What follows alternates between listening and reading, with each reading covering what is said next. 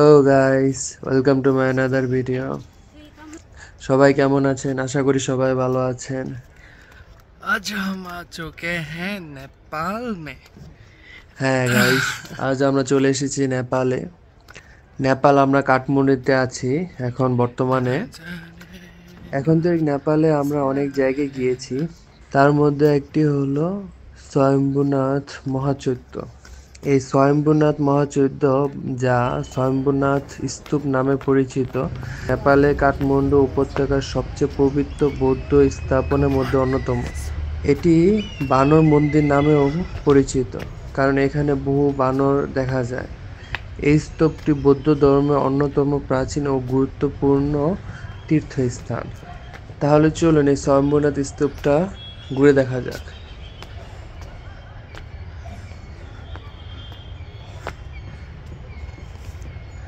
এই স্বয়ম্ভুনাথ টেম্পলে ওঠার জন্য আপনাকে 360টি সিঁড়ি চড়ে উপরে যেতে হবে।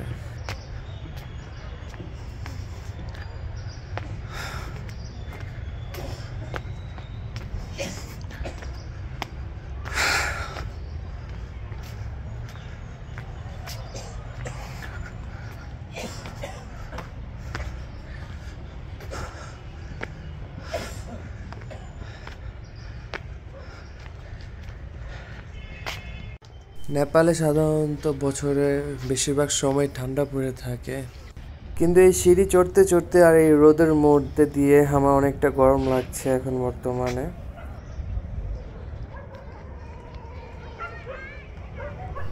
এই টেম্পলের উপর থেকে এই কাঠমান্ডু শহরটাকে পুরোপুরি দেখা যায়।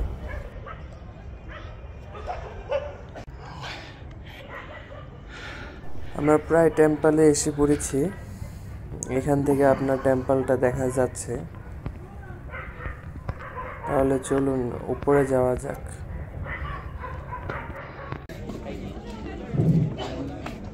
তাহলে চলে আসলাম আমরা স্বয়ম্ভুনাথ টেম্পলে।